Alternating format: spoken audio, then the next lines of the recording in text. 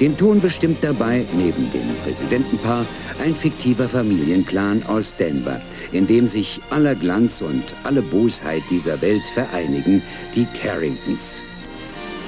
Warner Communication, der Produzent der Serie, ist ein gigantischer Konzern, zu dem auch einmal Kosmos New York, Beckenbauers und Peles Rentenvergolder gehörte.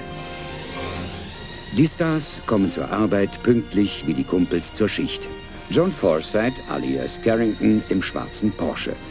Der Denver-Modeschöpfer Nolan Miller im standesgemäßen Rolls-Royce. John James zu Fuß und Gordon Thompson, besser bekannt als Adam, im VW.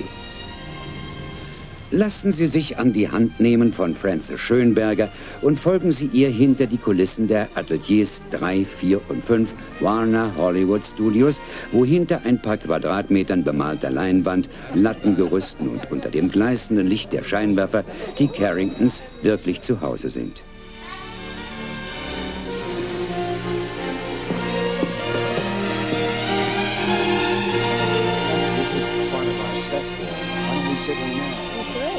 Conservatory. We generally have a piano here where we play chopsticks. Chopsticks. Is this all right? Yeah, this is fine. Maybe I sit here and... Here? Me? All right. As you imagine, I mean, Dynasty makes headlines constantly, but the most talked about story is right now that you tried to convince Linda Evans not to accept the storylines of having affairs. Well, that's not true. I felt it on my part. I didn't want to have an affair with Ali McGraw or whomsoever they chose. I feel that not that he's a peculiar man, Blake Carrington. I just felt that Crystal was the crowning jewel in his collection. And he has no time for other women. He has time for business, he has time for other outside interests, but women don't interest him because he has got what he wants. Now, I didn't try to convince Linda of that, but that's what I felt very strongly should exist for me in the script. John Forsythe didn't have to talk me into anything.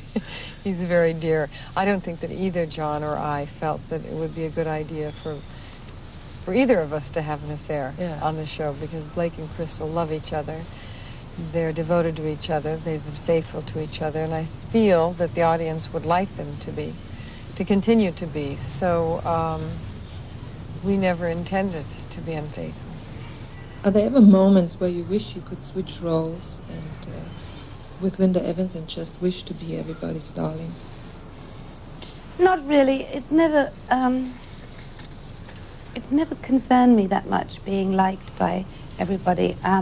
My grandmother taught me an expression a long time ago, which said that you can please some of the people all of the time, and all of the people some of the time, but you can't please all of the people all of the time.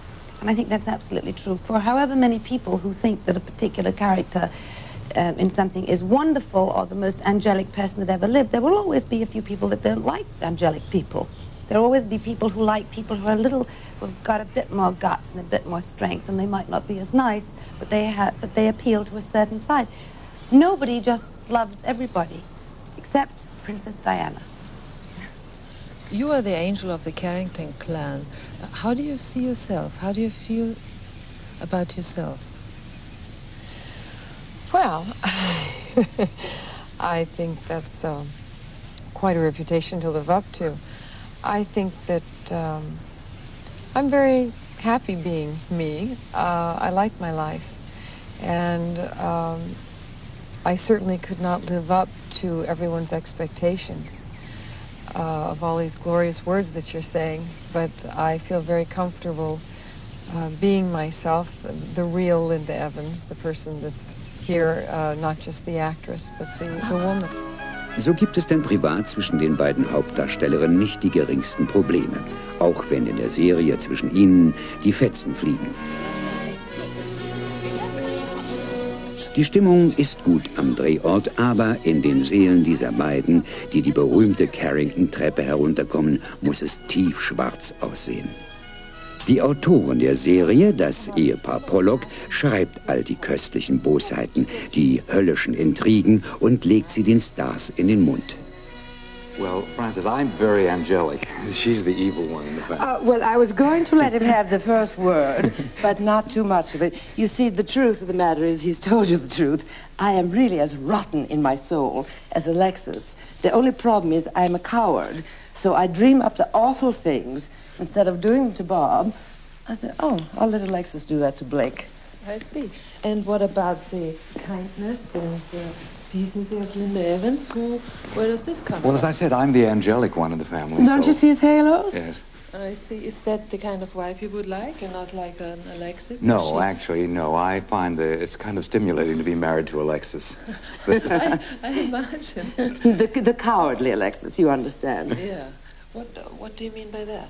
Well, I can dream up all these really rotten things to do, but I never have the courage to carry them out. So by laying them off on Alexis, or sometimes Adam, you know, all the people in Dynasty get to suffer, and Bob doesn't. Yeah. In Dynasty, everybody is terribly rich, but also terribly unhappy. Is there a message? Well, the message, I guess, would be that even the rich have their problems, and we feel that the audience probably enjoys that, particularly the audience who aren't rich, who say, oh, even the rich have to suffer. Mm-hmm. So it's actually worked out as a kind of philosophy with Dynasty. Well, you know, there's an old saying, at least in America, that money can't buy happiness. Now, it's also true that happiness cannot buy money, but neither one guarantees the other. How do you explain the success of Dynasty? What is the formula? Well, you know, if I were brilliant enough to really know that, then I could be queen of the world. I think so. I can only give you my opinion. I think that every one of us enjoys fantasy. I know we adore it. And I think it's great fun sometimes to just sit and feel things that are a little bit bigger than life, that you have a lot of fun with, but you don't have to pay yourself. You know, you can dream up all these terrible things and enjoy how other people are suffering. But for you, it's just entertainment, and I think that's fun.